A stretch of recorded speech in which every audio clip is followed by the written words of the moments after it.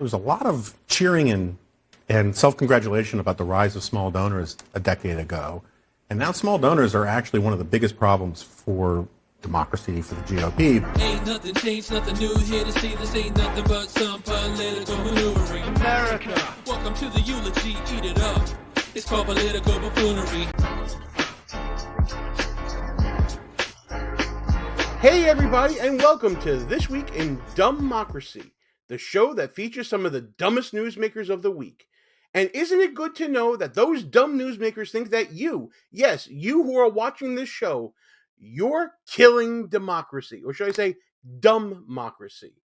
You, the political consumer who seeks out political news off the beaten path, wherever that may be.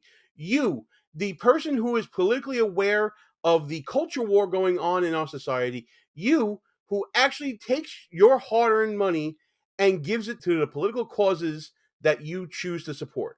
You're the problem, not the politicians who are out there corrupting the system and using it to their own personal advantage, not the large donors out there lining those pockets. You, the small donor, you're the problem. That's what CNN is saying to their audience, and boy, are they a bunch of hacks. Let's get to the video, but before we do, please smash that thumbs up button, like, comment, share the show, and please subscribe to the channel. We're up over 1,100 subscribers. The channel is growing by leaps and bounds, and it's all because of you who are killing democracy. Let's get to the video. The New York Times had this today. There is no flood of Iowans rushing to support Ron DeSantis. Through the end of June, just 17 Iowans had given his campaign $200 or more. Nikki Haley, who lags far behind him in the polls, had 25 such Iowa donors, while Mr. Trump had 117, Mike Pence just 7. What does that tell you? It tells me it's early yet for the grassroots work in Iowa. Yeah. And I don't know what the baseline is of what small donors was 4 years ago or anything like that. I do think, though, we're seeing time and time again that political contests are being nationalized. So small donors in Iowa are they're more important as an indicator of grassroots support than anything else. But I just also think that we were dealing with a time where there were a lot of people, there was a lot of cheering and self-congratulation about the rise of small donors a decade ago. And now small donors are actually one of the biggest problems for democracy, for the GOP, because large donors actually have a strategic view about moderation, who can win, who can't. Small donors really are just venting their spleen with their credit card, and they lock candidates into positions that can hurt them in a general election. Such an important point. I want to do an entire discussion on that later, because you're right. The sort of emails that go out that are the screaming headlines, that are the most extreme screaming headlines, they tend to be aimed right at those small donors that you're talking about. So clearly they think at CNN that you don't have a mind of your own. You're just reactionary extremists that react at the drop of a hat to any email that goes into your inbox, and you just throw money at it. Are you kidding me? It's this sort of hackery that I talk about in my book, Schnooks, Crooks, Liars, and Scoundrels, a field guide to identifying political buffoons, available now on Amazon, at Barnes & Noble, and other online bookstores. These hacks love to put together their own narrative, and they love to make themselves the story. Jonah Golderg, a perennial never-Trumper, seems to think that he has the pulse of what's killing democracy. First of all, representative republic, do we forget about that? Second of all, it's not small donors killing democracy. They're not that effective enough to kill democracy. It's still the same old game of political elite class coming up with their own narratives, coming up with their own agendas, funded by big money, big donors. That's clear when you look at the numbers. Now, I did some searching on the interwebs to see if I could get some empirical evidence that would support Jonah Goldberg's point here, but surprisingly, I didn't see much out there. What I did find, however, is this op-ed by David Bleiler in the Washington Post entitled "Small Dollar Donors Didn't Save Democracy, They Made It Worse." But as we go through this article, what I think you're going to see here is, at least I'm going to try to convince you of, is that big dollar donations, big money in politics, still rules the roost. And at best, small dollar donations are a minor inconvenience and an annoyance to the agenda of the big dollar donors, which to me only strengthens our republic because more people are involved rather than weakening it. So let's get to this story. Small dollar donors were supposed to save democracy. Reformers had hoped that grassroots political fundraising, connected by the internet and united against corruption, would become a formidable force to counter the money that wealthy individuals funneled to candidates. Now, that's still the hope today. The problem is, there is so much big money out there that it's a virtual tsunami compared to the ripple of small dollar donations. Only half of that would become true. Small dollar donors are indeed powerful today. I would argue that point is only half true. Small dollar donations are important to give a campaign legitimacy when a candidate talks about having small dollar donations, and a lot of them. It sort of lends credence to the fact that they are a grassroots campaign that has a lot of popular support. But beyond that, they're still dwarfed by big money in politics. This has manifested in different ways depending on the party. For Republicans, small dollar donors have bankrolled bomb throwers who treat Congress like the Thunderdome.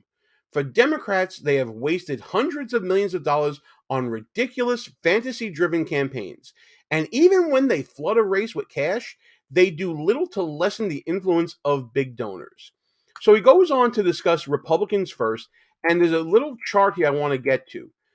So, top small dollar fundraisers among 2022 House GOP candidates. And of course, we see Speaker McCarthy on the top of that list. He's supposed to be the chief fundraiser for the House Republicans. So, you would expect him to have high dollar donations. And look at all the popular support out there for the usual suspects that you see that are very vocal Republicans that are trying to change an establishment agenda. Marjorie Taylor Greene, Jim Jordan, Matt Gaetz. But then you also see establishment figures like Elise Stefanik. And of course, you got Lauren Boebert, Brian Mast, Byron Donalds. These are people, it's a mix. It's not one way or the other.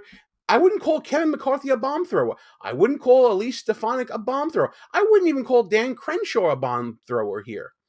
To me, the data is not backing up this point.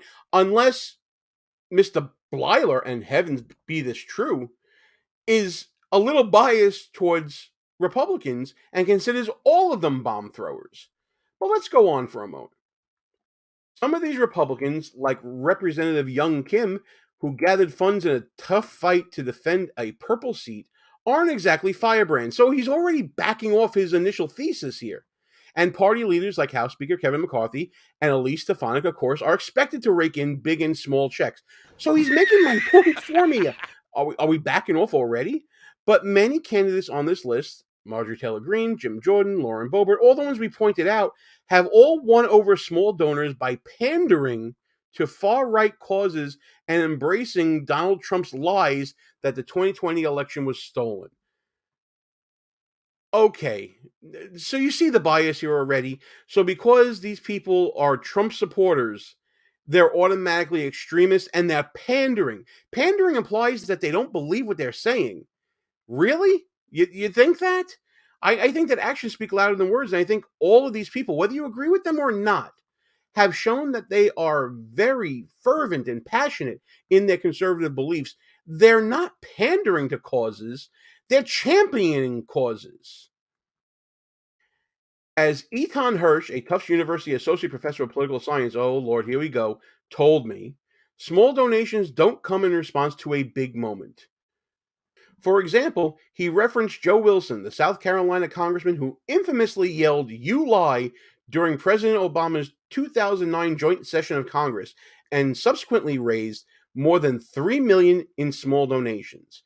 Yes, there are moments that will inflame the public and bring them to action. That's called democracy. That's literally democracy in action.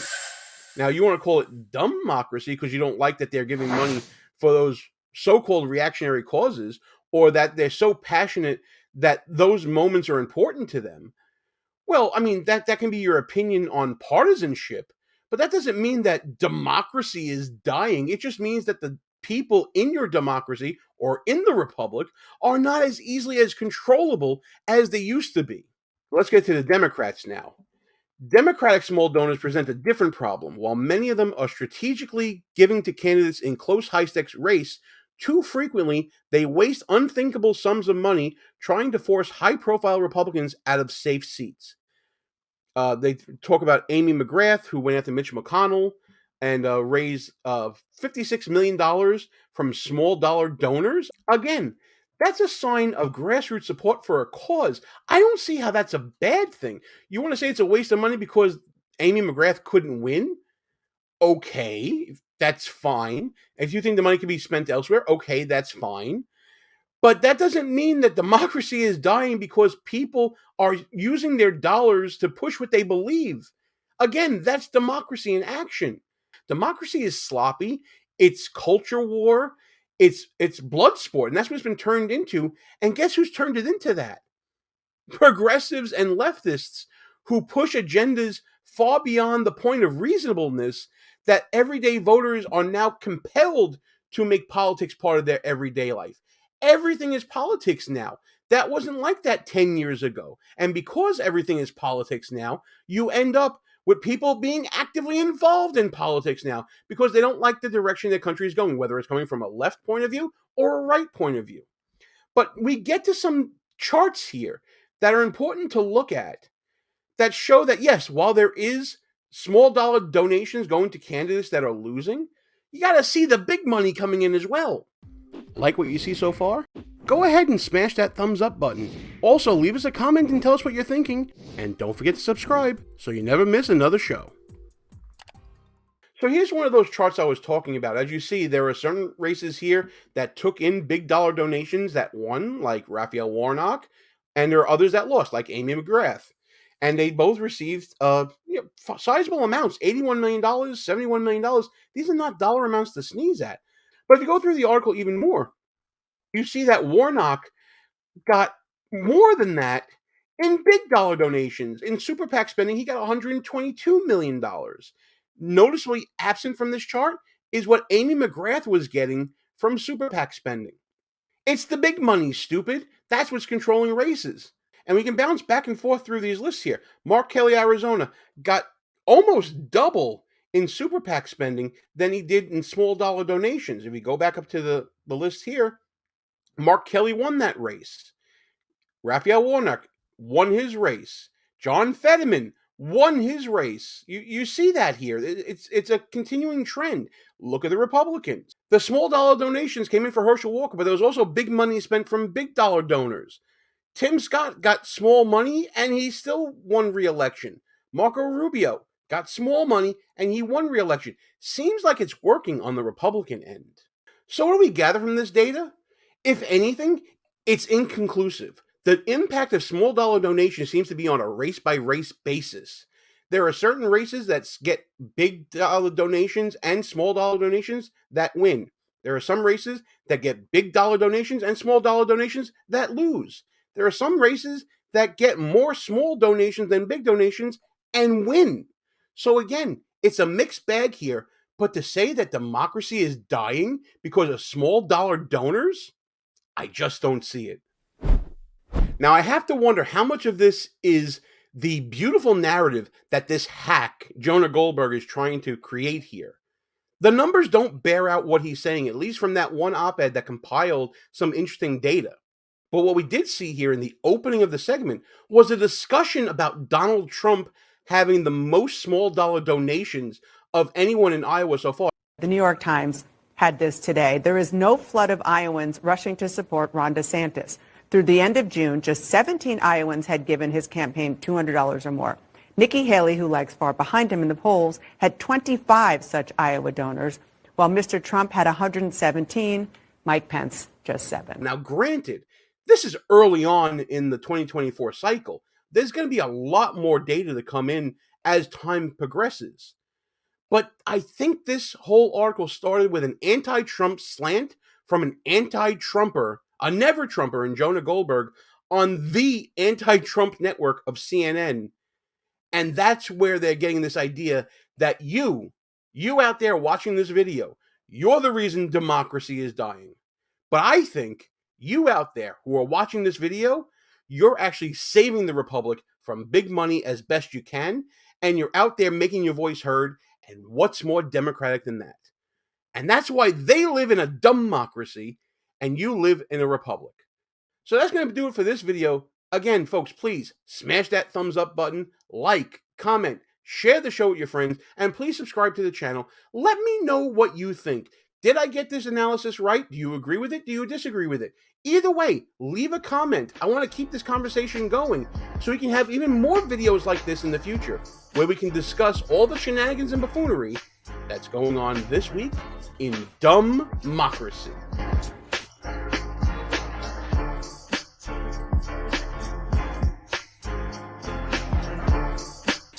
All views and opinions expressed here are not necessarily of the mainstream media and may offend some listeners. It's called political buffoonery.